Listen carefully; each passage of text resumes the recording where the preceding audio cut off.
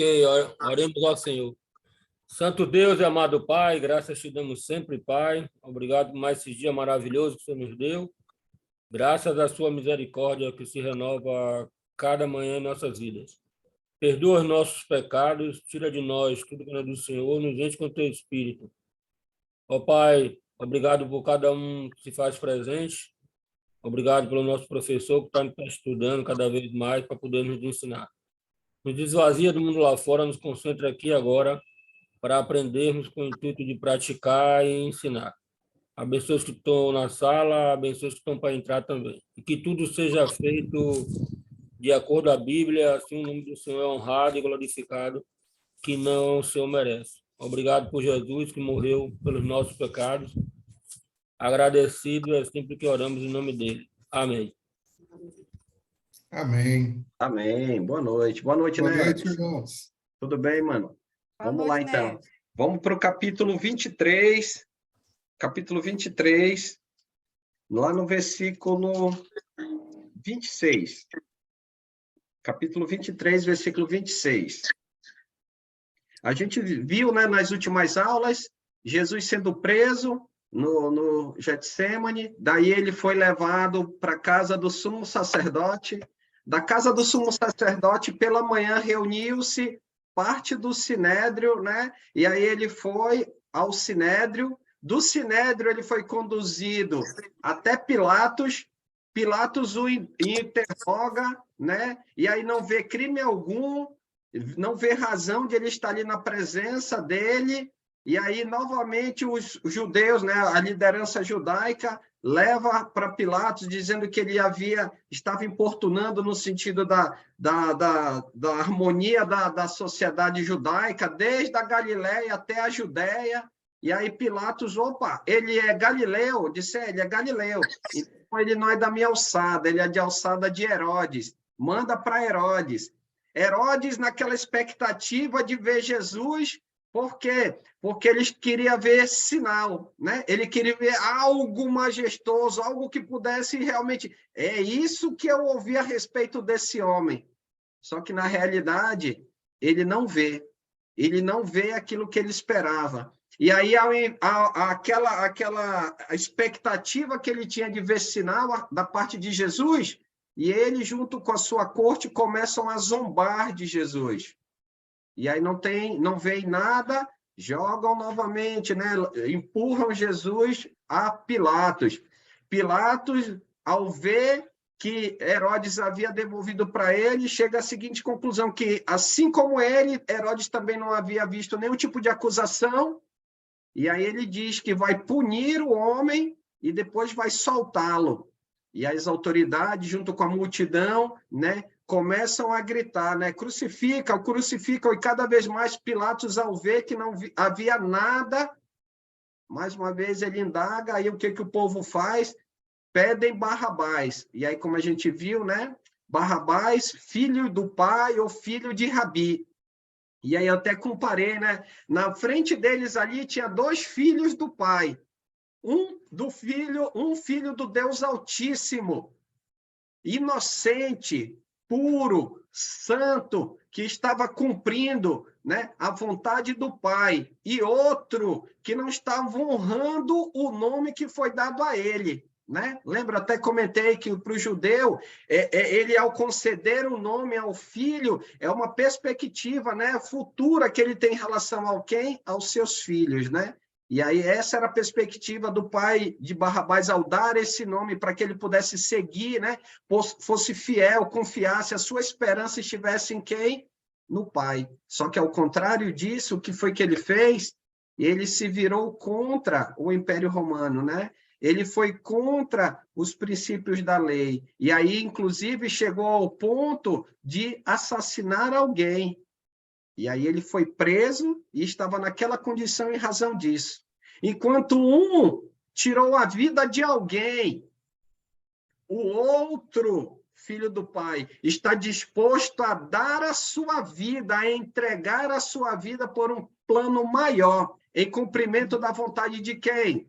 Da vontade do pai. E aí o que a multidão fez? De maneira mais enfática, gritou: Barrabás, Barrabás. E aí, quando a gente vê lá no capítulo 23, versículo 25, lá no finalzinho, soltou aquele que estava encarcerado por causa da sedição e do homicídio, a quem eles pediam, ou seja, quem eles pediam? Barrabás, o homicida, o rebelde, né? E aí, enquanto a Jesus entregou a vontade deles. E qual era a vontade deles? Crucificam, crucificam.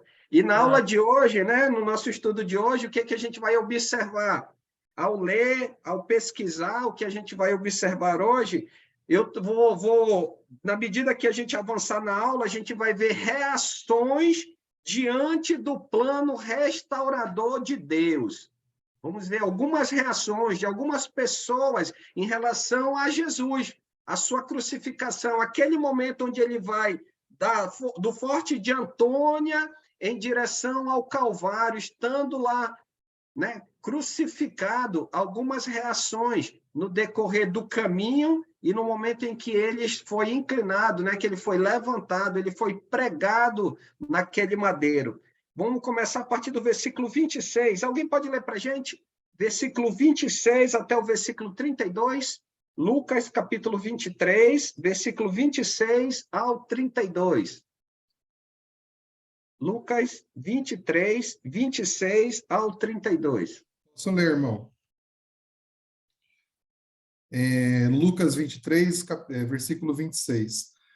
Enquanto o levavam, agarraram Simão de Cirene, que estava carregando do campo, e lhe colocaram a cruz às costas, fazendo carregá-la atrás de Jesus. Um grande número de pessoas o seguia, inclusive mulheres que lamentavam e choravam por ele. Jesus voltou-se e disse-lhes: Filhas de Jerusalém, não chorem por mim, chorem por vocês mesmas e por seus filhos, pois chegará a hora em que vocês dirão: Felizes as estéreis, os ventres que nunca geraram e os seios que nunca amamentaram. 30. Então dirão as montanhas, caiam sobre nós, e as colinas, cubram-nos, pois, se fazem isto com a árvore verde, o que acontecerá quando ela estiver seca? 2 outros homens, ambos criminosos, também foram levados com ele para serem executados. Obrigado, Quando chegaram Neves. até aqui, né? 32, mano. Muito obrigado. Perfeito. E aí o ponto que a gente vai observar, reações, né, diante do plano restaurador de Deus. Como a gente observa lá no versículo 26, um homem, ele foi constrangido. Não foi opção. Quem é aí do povo que está aí ao redor, nesse caminho, quer levar a cruz para esse homem? Não, não foi assim. Não foi quem é que está... Quem que se voluntaria? Não. A ideia é que ele estava um transeúde, né? Ele estava ali de passagem, talvez aguardando a passagem de Jesus para atravessar, provavelmente indo em direção à sua casa. E aí o que os soldados fizeram? Ei, você... você mesmo, venha. E aí colocaram a cruz sobre ele, como diz, ó, e como conduzissem quem? Os soldados, mediante a escolha que o povo fez, lembra? E entregou-os à vontade deles. Deles de quem? Da multidão, do povo. É o que o povo desejava. E aí os soldados, ao conduzirem, constrangendo um sirineu, chamado o quê? Simão. E ele vinha de onde? Ele vinha do campo. Provavelmente ele vinha do trabalho. Trabalhou, né? Ou foi pegar algo em casa, ou estava voltando para o almoço, coisa do tipo. E aí ele está indo em direção, provavelmente se ele está vindo do campo, provavelmente ele está indo em direção ao seu lar, à sua casa. E aí quando ele vai, aquela harmonia de onde ele mora, ela havia sido quebrada. Por quê? Porque ali está passando um cortejo, né, para um homem, aliás, 3 homens que estão sendo condenados à morte. E aí ele é constrangido a justamente fazer o quê? A carregar a cruz. Eu fui pesquisar aqui, como diz o Enio, né? Deixa eu colocar aqui meu data show da fé. Só um minutinho. Vamos lá, só colocar aqui uma imagem para a gente ver onde que fica Cirene. Pronto, os irmãos conseguem visualizar o mapa? Está vendo aqui, ó, no norte da África, aqui, ó, ao lado do Egito, nós temos o Egito, Alexandria, nessa ponta aqui, ó. Então, eu coloquei até um círculo vermelho, aí é Cirene. Então, o Simão, que estava nesse momento lá, né, em Jerusalém, nesse momento que Jesus está sendo levado, né, lá para o Monte Calvário, ele era dessa região da África, ou seja, era do norte da África. Então, Simão, o Cirineu, por quê? Porque ele era natural de Cirene, no norte da África. E o ponto que me chama a atenção, que vai ressaltar os nossos olhos, porque provavelmente esse homem não fez a escolha, né? Como a gente está vendo no texto, ele foi constrangido a carregar a cruz. Mas esse momento ele ficou marcado na vida desse homem. Ficou marcado por quê? Continua marcado aqui em Lucas, vamos lá em Marcos, capítulo 15, versículo 21. Marcos 15, 21. Vamos ver aqui esse momento na vida desse homem, porque provavelmente a partir daqui, se ele nunca havia ouvido falar a respeito de Jesus, ou se ele ouviu falar a respeito de Jesus e nunca se devotou em obediência, provavelmente a partir desse momento, a sua perspectiva em relação a Jesus, ao seu ensino, ela mudou. Olha lá, capítulo 15 de Marcos, versículo 21. E obrigaram a Simão, Cirineu, que passava vindo do campo, pai de Alexandre e de Rufo, a carregar-lhe a cruz. A gente já viu o nome Alexandre e também já viu o nome Rufo, mas tem um nome lá em Romanos, em Romanos capítulo 16, 13, ele fala também sobre um homem, né, um discípulo chamado Rufo. Vamos dar uma olhadinha lá. Romanos capítulo 16, versículo 13. Romanos capítulo 16, versículo 13. Inclusive, o apóstolo Paulo, né, quando escreve lá na quarta viagem, a carta aos Romanos, a gente vê que ele não só elogia, ele não só saúda a Rufo, mas também saúda quem? A sua mãe. E olha lá, saudai Rufo, eleito no Senhor, igualmente a sua mãe, que também tem sido mãe para mim. Então, se esse Rufo aqui é o mesmo Rufo, filho de Simão, o Cirineu, olha o legado que esse homem deixou. Olha o legado, né? Ele levou a palavra, ele levou aquela mensagem, não só para a vida dele, mas para a vida dos seus filhos e para a vida da sua esposa. Ou seja, esse momento, mesmo que ele tenha sido constrangido pelos soldados romanos a carregar a cruz, considerando o estado do flagelo, né? Do castigo que os romanos colocaram Jesus, provavelmente em razão dessa situação, Jesus não tinha condição, em parte do trajeto, em levar o quê? Em levar a cruz. E esse homem, né, foi colocado nessa situação. E é perceptível que, provavelmente, a partir disso, aquela situação mudou a vida dele. O estar com Jesus mudou a sua vida, mudou a vida da sua família e, principalmente, mudou o seu futuro espiritual. Se esse Rufo, né, que é citado em Marcos, é o mesmo Rufo de Romanos, provavelmente João, aliás, Simão, ele já havia morrido quando Paulo escreveu a carta aos Romanos. A sua vida, da sua obediência, foi estendido a quem? Aos seus filhos. Olha só a diferença. Muitas vezes, né, os pais, no contexto do mundo, acham que a melhor coisa que eles podem deixar para os filhos é uma riqueza, uma estabilidade financeira, né, um equilíbrio em termos desse mundo.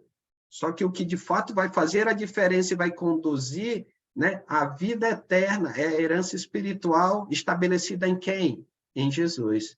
Olha só o poder da restauração. Por quê? Porque aqui, né, inclusive ontem na aula nós vimos o texto de de Mateus, capítulo 5, 19 e 20, que os tesouros aqui da terra, né, eles podem ser roubados, eles podem ser destruídos pela traça, pela ferrugem, mas o tesouro do céu, não. E aí que está o ponto. Aonde queremos estabelecer os nossos valores? Para onde, né, queremos deixar um legado para aqueles, para os filhos, para a família, para aquelas pessoas que nós conhecemos? O Simão, nesse caso, estabeleceu isso na sua vida. Pode ser até uma situação, alguém pode dizer assim, uma situação indelicada, ok, mas não foi por um acaso. Com certeza não foi por um acaso.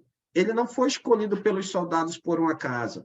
Provavelmente, Deus tinha um plano maior, e olha só o resultado desse plano na vida de quem? De Simão e da sua família. Logo depois, provavelmente ele conheceu o plano restaurador. E aí a sua vida transformada junto com a vida de quem? Da sua família. Versículo 27, a gente continua, né, naquela percepção. Então, a primeira reação foi a reação de Simão. Até então, o texto não nos deixa muito, né? Aí a gente olha em Marcos, e aí olha em Romanos, e aí vê justamente a perspectiva daquilo que Deus fez a partir desse momento na vida de Simão. Mas olha um ponto que a gente vai também nos ressaltar aos olhos no capítulo 23, versículo 27, porque a multidão seguia, né? Seguia numerosa multidão de povo. Só que aí, dentro dessa multidão, havia quem? Haviam mulheres que estavam batendo no peito. Não só naquele contexto ali de Jerusalém, provavelmente muitos estavam gritando para que Jesus fosse crucificado, para que Jesus fosse morto. Mas provavelmente, dentro do contexto lá da cidade de Jerusalém, haviam também o quê? Haviam pessoas que admiravam Jesus. E provavelmente esse grupo de mulheres que estava lamentando, né? Lamentando, sentindo justamente aquilo que estava acontecendo com Jesus, estavam entristecidas. Só que dentro dessa reação delas, não é só o lamentar que vai fazer a diferença. É o que Jesus vai já dizer para elas. Não é o lamentar que vai fazer a diferença. Não é ver, mas é justamente a reação posterior a isso. E olha o que Jesus diz no 28. Porém, Jesus, voltando-se para elas, olha só, filhas de Jerusalém. E aqui, provavelmente, não eram mulheres da Galileia. Eram mulheres, literalmente, lá da cidade de Jerusalém, né? Eu lendo em alguns historiadores ou comentários, o indicativo é justamente esse. A ênfase aqui é que na cidade, lembra lá quando Jesus entrou uma semana atrás?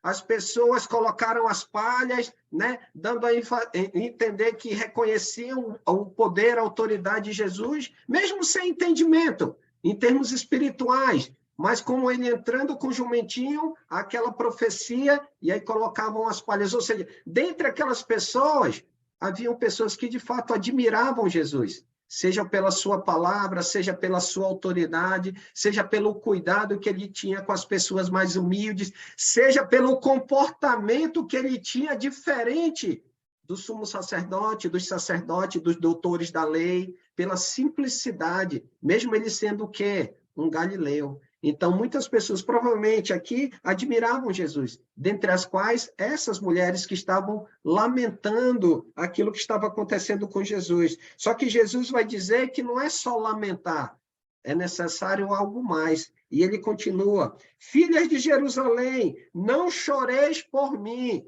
chorai antes por vós mesmas e por vossos filhos. E aqui ele vai trazer uma profecia, ele vai falar de algo no futuro, né? E da forma como elas precisam justamente se postar, porque olha o que ele continua dizendo, o versículo 29. Porque virão dias em que se dirá, bem-aventuradas estéreis, que não geram nem amamentam. Na cultura judaica, filhos, né? Ela tinha o contexto de bênção, né? Ou seja, de quanto mais filhos, mais abençoado era a mãe, né? A família. E aqui, o texto que Jesus cita justamente está dizendo que bem-aventurados vão ser as estéreis, Por quê? Porque vão vir tempos difíceis. Se agora elas estão lamentando, batendo no peito, achando que esse momento é um momento difícil, na realidade não é. O tempo de dificuldade e o tempo de lamentar vai chegar. E aí que vem o ponto. Lembra lá no ano 70, quando o exército romano ele rodeou, né? Ele cercou, fez um cerco na cidade de Jerusalém. Alguns historiadores dizem, né, que as ruas foram cobertas de sangue com tantas pessoas que foram mortas quando o exército romano entrou, pela escassez de comida. Alguns registros que as mães chegaram a comer os próprios filhos, justamente em razão da carência, da necessidade que eles estavam passando. Se saíssem, eram mortos. Se eles ficassem dentro da cidade, eles eram mortos. E aí, né, Jesus ele está olhando para essa perspectiva. Então, porque virão dias em que se dirá, bem-aventuradas as estéreis que não geraram nem amamentaram. Nesses dias, e olha só a ênfase que Jesus vai dar. Nesses dias dirão aos montes, caiam sobre nós, e dirão sobre os outeiros, cobri-nos. A gente costuma ver logo sempre no início do ano, né? Nos estados ou cidades, né? Na época de chuva, aqui em Manaus teve, em outras partes do Brasil também, de janeiro para cá, desabamento, né? De barrancos, soterramento de famílias, destruição de casas. E sabe o que Jesus, ao falar essa profecia, sabe o que quer dizer quando alguém diz assim, caiam sobre nós os montes, cobri-nos os outeiros. É como se eles estivessem pedindo para que eles pudessem ser soterrados. Porque a morte por soterramento ela seria menor do que o sofrimento que viria. A ira de quem cairia sobre a cidade de Jerusalém. Então, seria, em outras palavras, o alívio de um soterramento. Pode perceber quando ele diz, caiam sobre nós os montes, ou seja, desabem, caiam sobre nós, nos cubram, cobri-nos, ó outeiros. É como se eles estivessem rogando para que esse montoeiro de terra caísse sobre eles. Porque seria menos sofrimento do que vai acontecer, como Jesus declara aqui, sobre as mães, sobre os filhos, sobre a vida de quem? Dos próprios judeus. Então, olha só, Jesus está dizendo que esse momento não é para lamentar. O lamento vai vir no futuro. E aí, o que elas precisam fazer? Se lamentar? De modo nenhum. Elas precisam se arrepender. Aliás, não elas somente. Elas aqui é uma figura que Jesus está trabalhando, mas se tratando em relação a quem? A todo o povo. A todo o povo de Israel. Por quê? Porque Jesus aqui, ele está sendo morto. Porque o plano maior é o plano de Deus. Mas qual foi a escolha que o povo fez entre Barrabás e Jesus? Eles escolheram Barrabás. Ou seja, eles fizeram a escolha errada. E aí, pelas sequências de escolhas erradas que o povo de Israel vai fazer, a ira vai vir, o castigo vai vir. Mas não o castigo de Deus, mas a punição, justamente pela desobediência, pelas escolhas erradas que o povo está fazendo. E ele continua a leitura. E aí, perceba bem, na NVI fala, lê para mim, Neves, por favor, eu deixei escapar aqui a tradução da NVI de lenho novo e lenho velho. Qual é a tradução que ele fala? Em qual versículo? É o 31, desculpe, 31. Lenho seco que Neves. Lenho seco. Ele fala que, pois se fazem isso com a árvore verde, né, o que acontecerá quando estiver seca? Isso, e é esse ponto, árvore seca e árvore verde. O que quer dizer o lenho? Aqui na tradução revista atualizada está lenho, que vem de lenha, ou árvore, né? Então, porque se em lenho verde fazem isso, imagine sobre o lenho seco. A gente, quando vai fazer fogo, a gente corta uma árvore ali com leite, né? Ou seja, ela viva ali, corta e joga no fogo? Não. Ela não é própria para o fogo.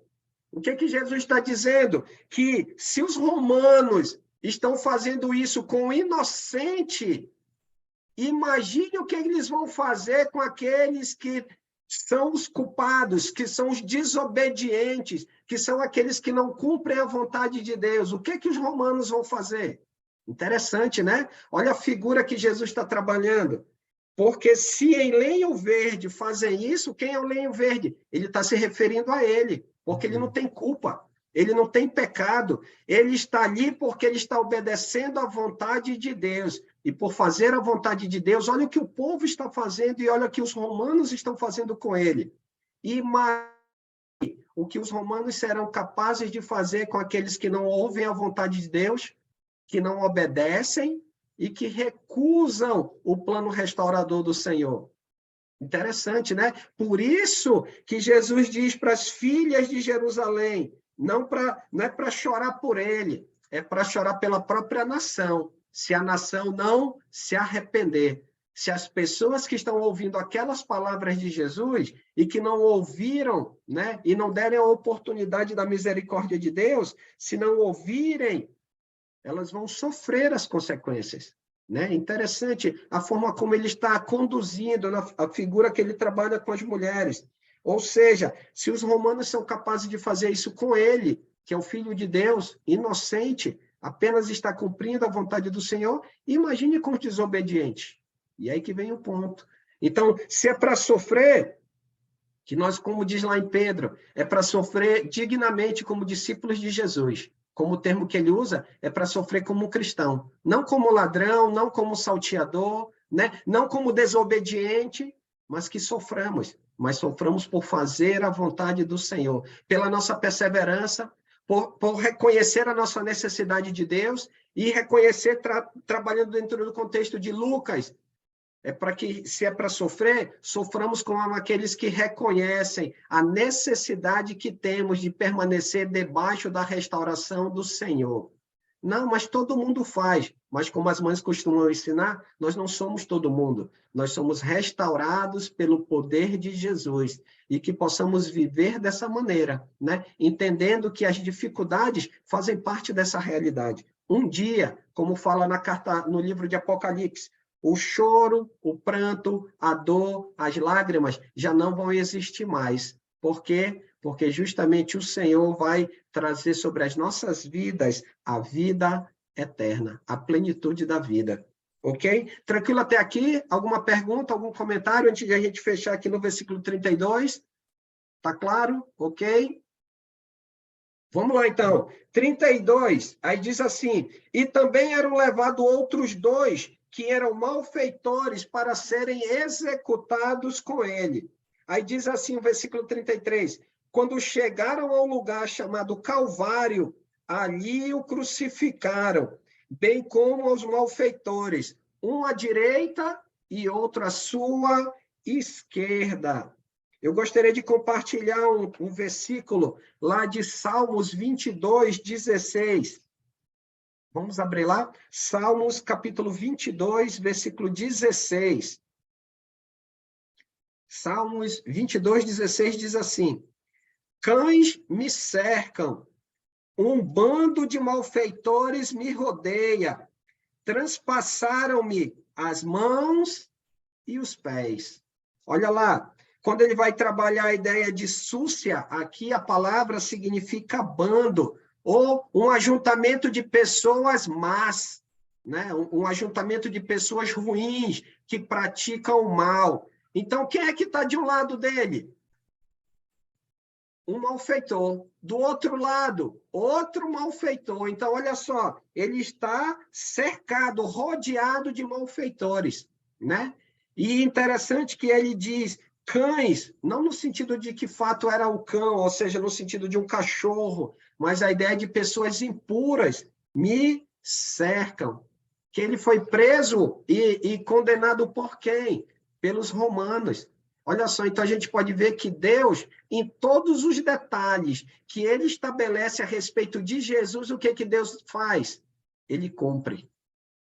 E aí o que dirá, né, o cumprimento das promessas que nós temos da vida eterna, da misericórdia, da justiça, do perdão de pecados, da presença do Espírito Santo. Olha só. E aí que vem o ponto. Se Deus, de maneira mínima, ele foi cumprido detalhe por detalhe que ele revelou na lei.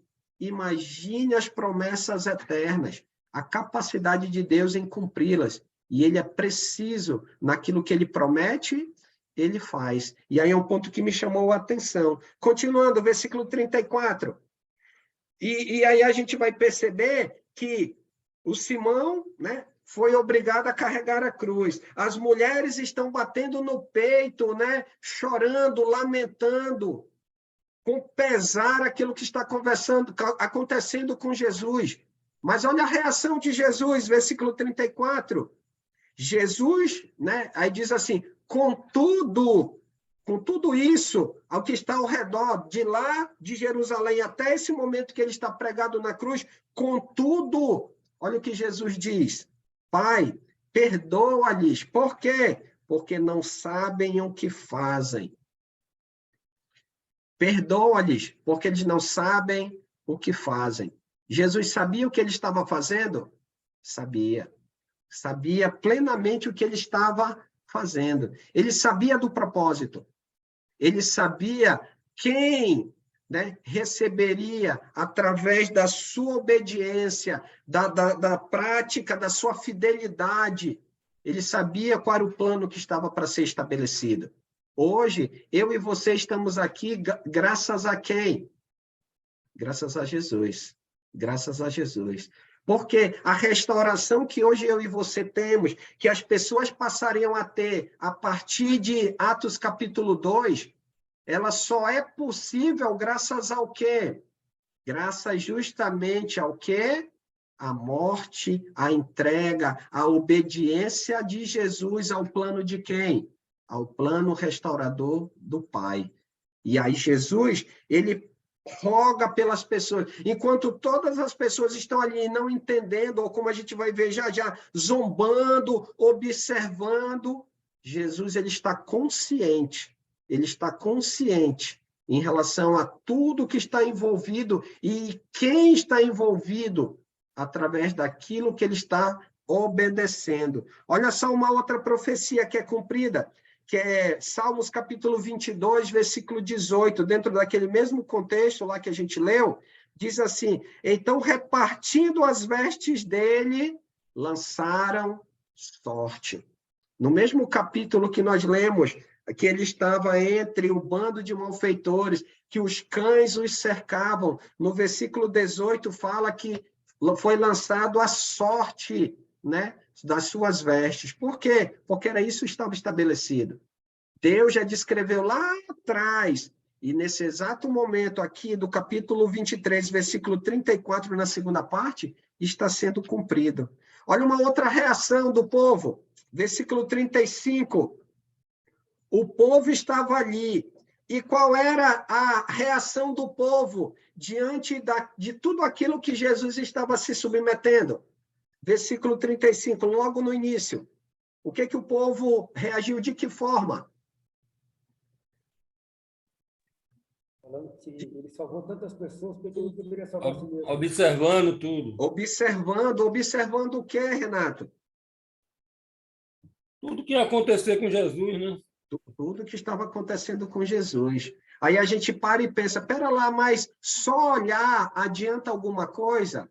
Não, não adianta. Só que isso que eles estavam fazendo é uma etapa de algo que vai se cumprir lá na frente. Lembra lá quando Pedro, ele vai se levanta junto com os demais e começa a pregar no dia de Pentecostes?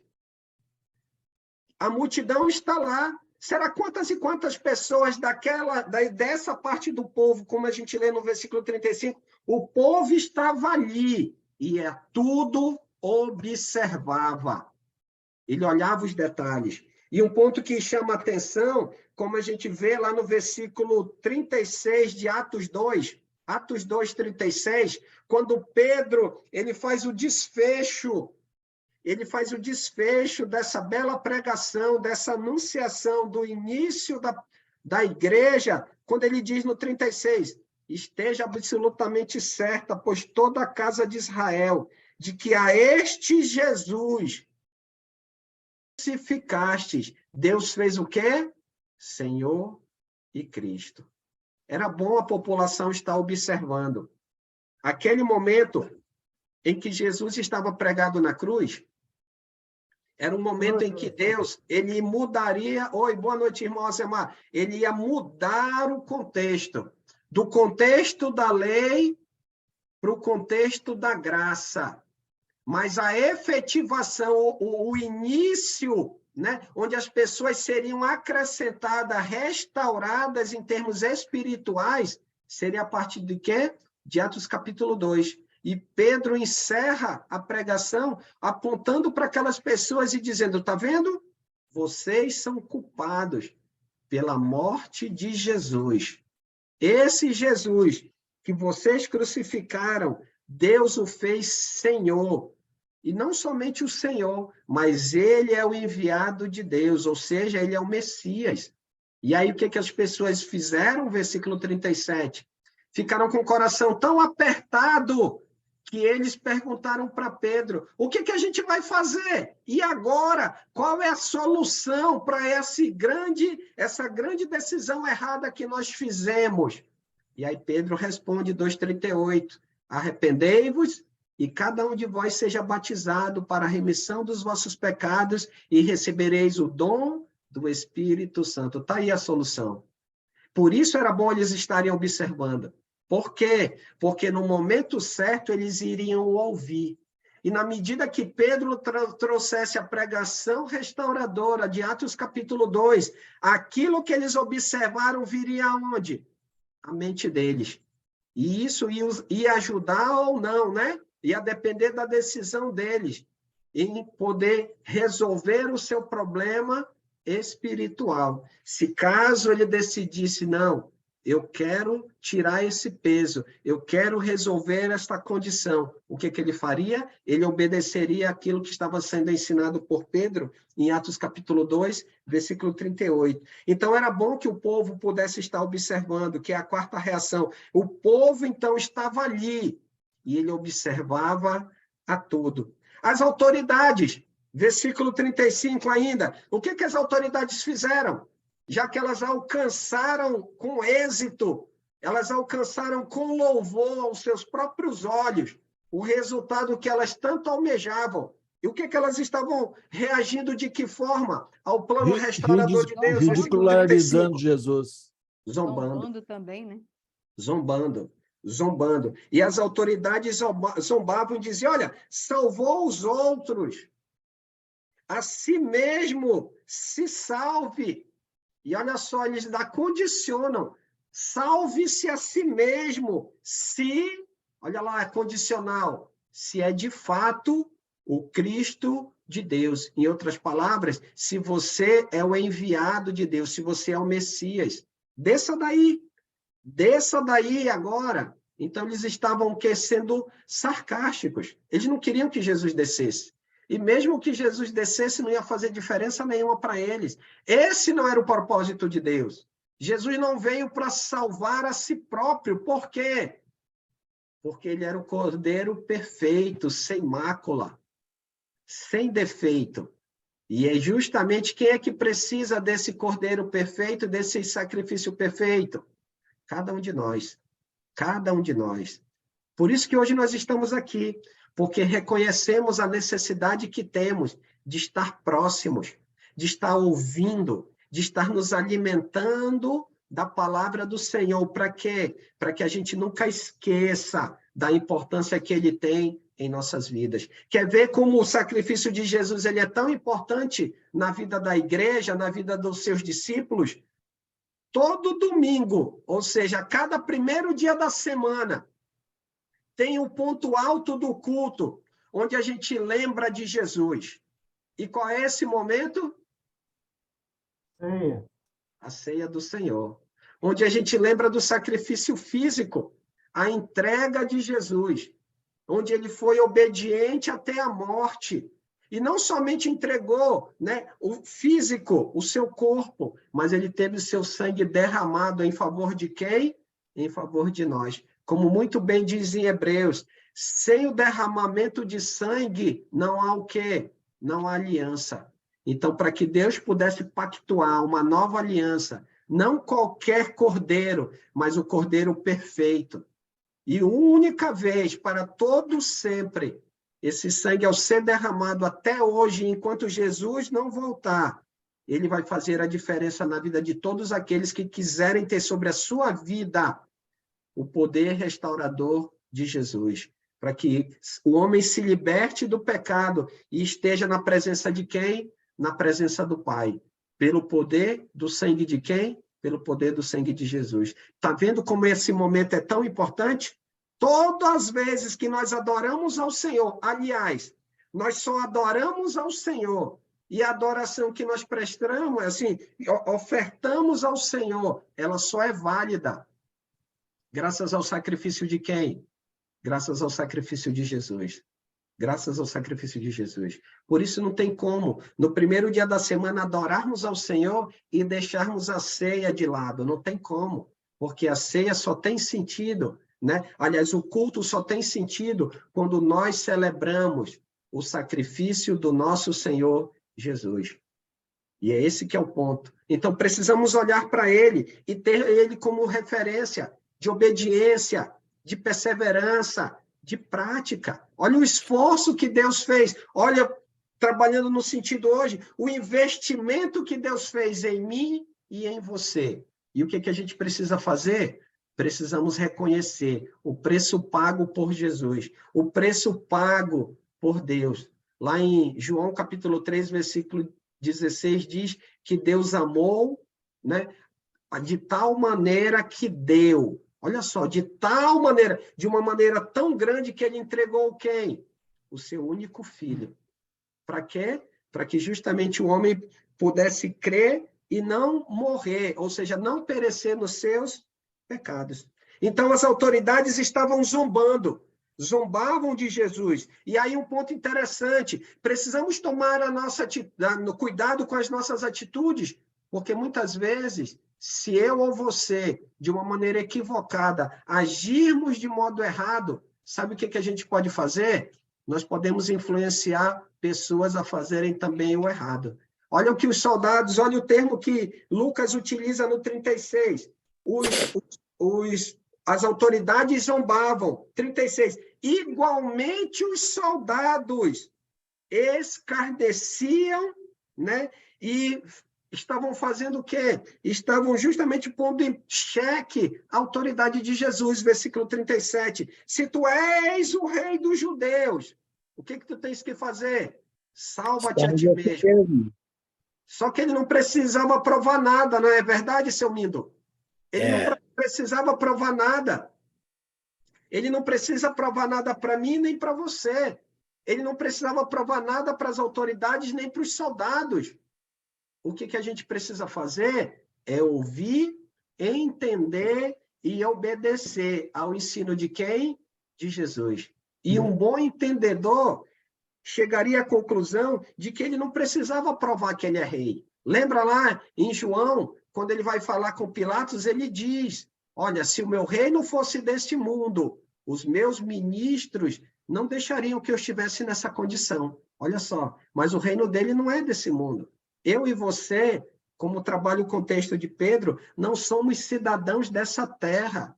Nós somos peregrinos, nós estamos de passagem. Agora, em Cristo, nós somos cidadãos do reino eterno, do reino restaurado. E precisamos viver essa realidade como verdadeiros discípulos de Jesus. Então, se tu és o rei dos judeus, salva-te a ti mesmo. E aí que a gente percebe, versículo 38, também sobre ele estava escrito, ainda colocaram de maneira irônica, né? Sobre a parte da cabeça de Jesus, na parte central da cruz, provavelmente uma cruz em T, aliás, em T com a parte superior para colocar placa, e aí dizendo, este é o rei dos judeus. Este é o rei dos judeus. Aí a gente ouviu as mulheres, Simão, nós vimos lá o próprio Jesus reagindo, né? Orando pelas pessoas, pedindo para que o Pai deixasse, perdoasse aquilo que eles estavam falando, porque eles não sabiam o que estavam fazendo. O povo observando, as autoridades zombando, os soldados escarnecendo. E aí a gente achando que havia acabado as pessoas que estavam na mesma condição de Jesus. Aliás, uma das pessoas que estava na condição de Jesus estava fazendo o quê? Versículo 39. Um dos malfeitores, crucificados, blasfemava contra ele, dizendo, não és tu o Cristo? Salva-te a ti mesmo e a nós também. Olha lá. Está na mesma situação que Jesus, só que está na mesma situação que eles. Por quê? Porque eles eram culpados. Eles eram malfeitores, eles se colocaram naquela condição. Jesus não. Jesus está em obediência ao Pai nessa situação que ele está morrendo, né? Que ele está sendo punido, condenado. Condenado em favor de quem? De mim e de você. Por quê? Por causa da nossa incapacidade. Nós somos tão imperfeitos que não somos capazes de morrer um pelo outro. Mas Deus precisou se tornar carne, vir a essa realidade para morrer por quem? Por mim e por você. O outro, por sua vez, aqui no contexto de Lucas, o outro malfeitor do outro lado, repreende o outro, né? E aí a gente vê a oitava reação. Repreendeu o outro, dizendo, nem ao menos teme a Deus, estando sob igual sentença, ou seja, você vai morrer, eu vou morrer, ele vai morrer.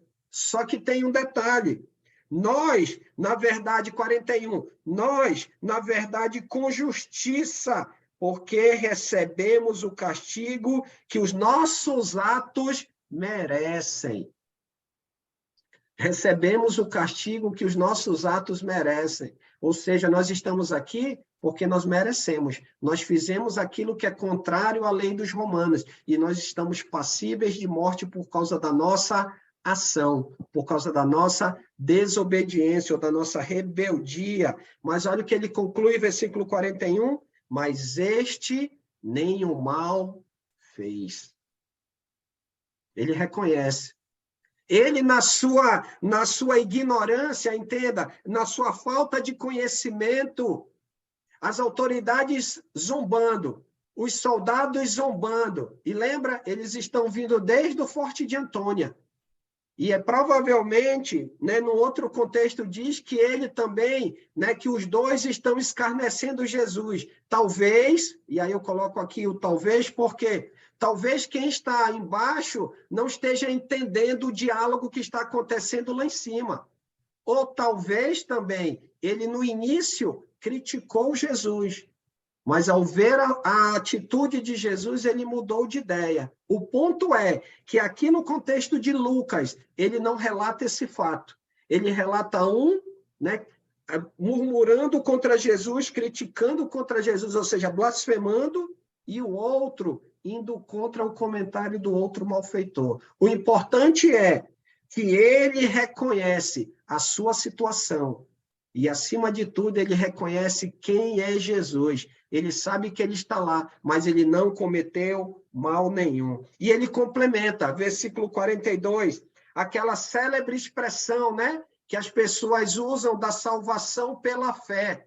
Só que aí esquecem de considerar o contexto. E aí a gente vai já observar. Diz assim, e acrescentou, Jesus, lembra-te de mim quando vieres no teu reino. Então, Jesus, não esquece de mim. Não só reconhece que Jesus ele não tinha pecado, ele não tinha acusação nenhuma, mas ele reconhece quem é Jesus. Ele reconhece que o reino de Jesus não faz parte dessa realidade física. Porque, pera lá, ele está morrendo.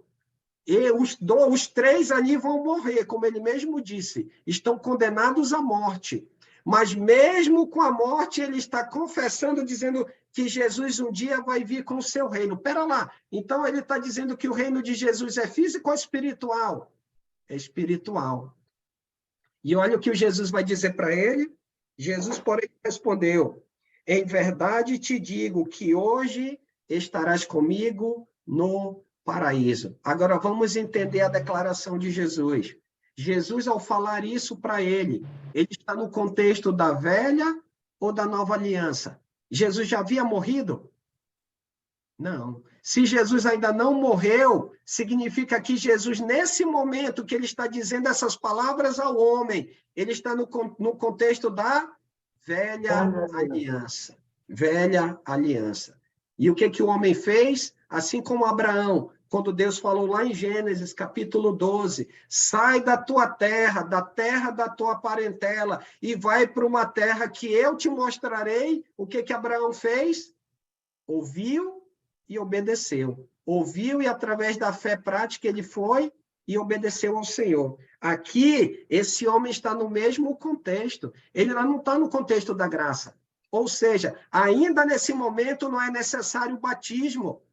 E aí, é a forma como alguns séculos, né, há 600, 700 anos, as pessoas têm ensinado de maneira errada. Não, olha aí, está vendo o ladrão na cruz? Então, se você tiver antes do último suspiro, antes de você fechar os olhos, confesse Jesus, manifeste a sua fé e você vai ser salvo. Não tem como. Por quê? Porque hoje nós não estamos vivendo no contexto da lei, nós estamos vivendo no contexto da graça. E lembra lá como a gente viu, Atos 2, 36, 37, 38, que faremos, pois, irmãos? E aí o que Pedro diz? Queremos... Como é que a gente pode resolver a nossa situação por causa dos nossos pecados, Jesus ter morrido? Arrependei-vos. Só arrepender? Não. E batizar. Para quê? Para que recebam perdão de pecados e assim, né, terão a presença de quem? Do Espírito Santo. Essa é, né, justamente a nova, dentro do contexto da nova aliança. Não é só pela fé, mas é uma fé obediente baseada no quê? No plano estabelecido pelo Senhor. Jesus aqui está falando, está vivo, falando para esse homem. A lei ainda não foi cumprida, lembra? Eu não vim para revogar a lei, mas eu vim para o quê? Para cumprir. E como é que ele cumpre? Morrendo. Aonde? Na cruz. Deu para entender? Deu para ficar claro? Já lhe passo a palavra, irmão Azemar. Tranquilo, irmão? Para ver se Mindo quer falar alguma coisa aí. Que ele O senhor quer falar, irmão Mindo? Não, tá beleza. Tá beleza. Tranquilo. Irmão Azemar, depois o Paulo. A questão aí do batismo aí, da velha aliança, até hoje ainda ensinam. Muitas denominações ensinam que realmente não precisa ser batizado, em virtude... Até hoje ensinam realmente isso aí.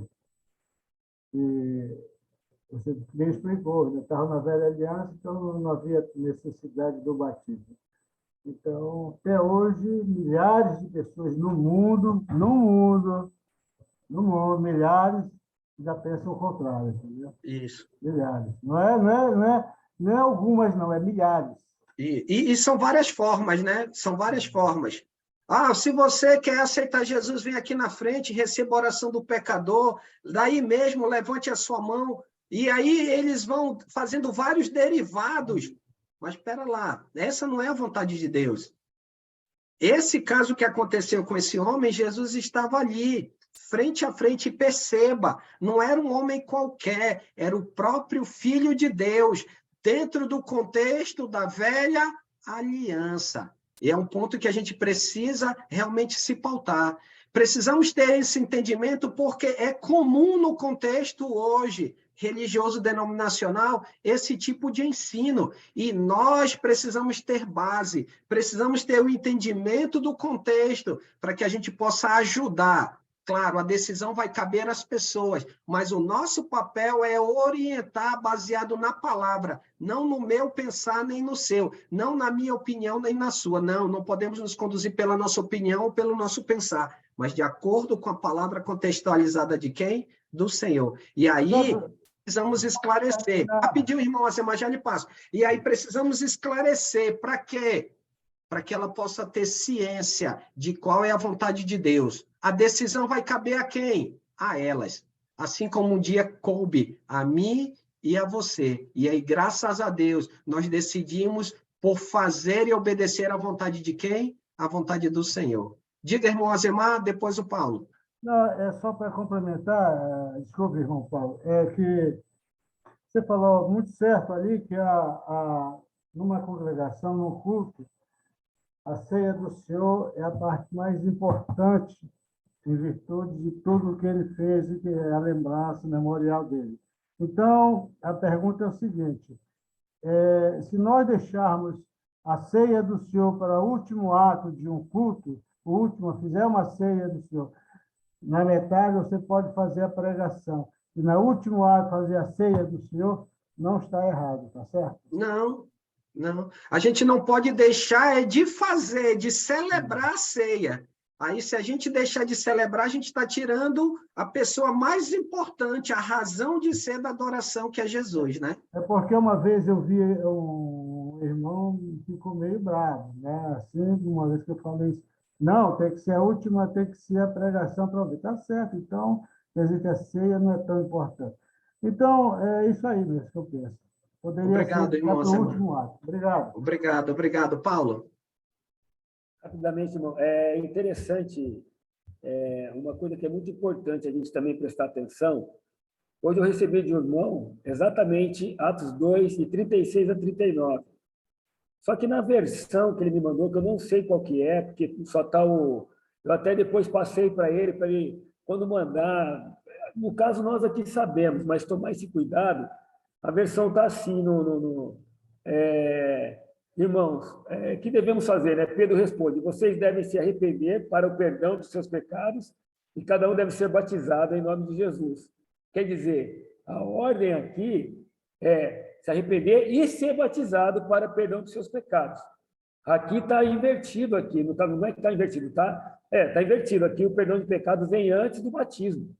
Eu não sei qual que é essa versão que ele me mandou. Mas é claro que, eu até falei para ele, se você estiver estudando com alguém que tem esse pensamento que o batismo não faz parte da salvação e do perdão dos pecados, se você ler isso aí vai ficar complicado, né? Se você for usar essa versão. Mas aí a gente pode ir lá recorrer também, né? Lá em Atos 22, no momento que Ananias está falando, que Paulo está relatando, né? Ele explica aqui que é para perdão dos pecados, né? Quando Ananias fala para ele assim, no versículo 16. E agora, o que está esperando? Levante-se, seja batizado e lave seus pecados, né? Invocando o nome do Senhor. É o momento de invocar, é o momento do batismo. Isso. Como Jesus também fala lá em Marcos, né, 16, 15, 16, né? Quem crer e for batizado será salvo. Né? Então, tudo tem a ver. Então, é interessante. Assim, a versão eu pesquisei aqui, Paulo. A versão é a versão NVT. É NVT, aquela nova versão transformadora. Eu recebi. Ela está alicerçada, assim, pautada muito na tradição dos dias, né? Então, por isso que ela pegou e colocou, eu olhando agora aqui na Bíblia que eu tenho no celular, tem algumas versões, e aí ela fala lá, vocês devem se arrepender para perdão dos seus pecados e cada um deve ser batizado em nome de Jesus. Mas aí é como você bem colocou, é arrepender, que é a mudança, né? É mudar de direção, está caminhando para fazer o pensamento ou as coisas do mundo, vai caminhar para Deus, ou seja, vai mudar de vida. E aí vai o quê? Ser batizado, que é a prática da fé, né? Que é a fé prática. A partir disso, do batismo, perdão de pecados e a presença do Espírito Santo. Obrigado, mano. Eu coloquei para ele só, e tomar cuidado, porque às vezes a gente gosta de mandar, né? Fala o versículo da Bíblia que a gente tem online e manda para as pessoas, mas a gente tem que ler antes para poder depois não contradizer, né? Isso. Até conversei com ele isso aí. Uhum. Esse que é o ponto. E aí, principalmente essa versão que ela é transformadora, que ela tem alguns, ela é ligada a muitos trechos dela, tipo Mateus 28, 18 a 20, ela também tem alguns detalhes que não condizem, porque ela está ligada muito com o pensamento denominacional, ou seja, apegada à tradição daquilo que é ensinado. Ela não pega o contexto original, dentro da própria estrutura gramatical, né? Então, ela não pega essa base, tá bom? Mais algum comentário, alguma pergunta, antes de a gente finalizar com a oração final? Ok. Eu espero que possa ter ajudado os irmãos, poder ter esclarecido, né? E que a gente possa, né, reagir da maneira adequada. Vimos vários exemplos de reação, e que possamos continuar valorizando, buscando, aprendendo, nos alimentando e estando pautado dentro da palavra. Irmão Sérgio, e aí o irmão Sérgio com a oração final. Irmão, eu acho que importante mesmo não é se confessa ou se arrepende. O importante, na realidade, é o batismo, né? Tanto faz fazer a colocação de se arrepender antes, confessar Jesus antes, porque eu acho que a importância é o batismo, porque daí a pessoa vai entrar em Cristo depois. Mas aqui em Atos 2 diz, arrependam-se, né? E cada um de vocês sejam batizados. Mas quando a gente batiza, a gente pede para a pessoa confessar, né, também, né, e ser batizado, né? Uhum. Pergunta se crê no Senhor Jesus, se arrepende, confessa, né? E geralmente a gente faz essa forma. Então, eu acho que a importância mesmo é a pessoa entrar em Cristo, né? Entrar em Cristo. Mas o irmão quer dar melhores... Só uma observação, por exemplo, a gente pode ver aqui o contexto, né, irmão Sérgio, que, por exemplo, aqui em Mateus, em Atos, ele fala lá em nome de Jesus. Lá no outro, ele vai falar no nome do Pai, do Filho e do Espírito Santo, por causa do contexto. Aí, quando o Senhor trabalha essa ideia do arrependimento, mas o batismo que é o ponto, aí ele estabelece o arrependimento aqui, por quê? Porque esses judeus que estavam ouvindo, eles haviam se posicionado de um jeito em relação a Jesus, ignorando Jesus. Aí, agora, eles precisam se arrepender. Ou seja, se eles ignoraram Jesus, agora eles precisam reconhecer Jesus como o Senhor.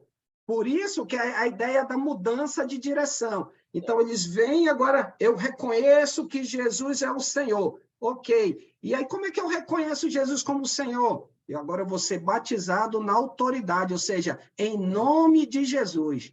Então, ao ser batizado com essa postura, justamente ele se submete a quem? Ao senhorio do Senhor. Só para a gente poder entender, né? Assim, eu trabalhei aí dentro do comentário que o senhor fez, olhando de uma maneira mais aprofundada o contexto, essa é a ideia que ele vai trabalhar. Diga, Paulo.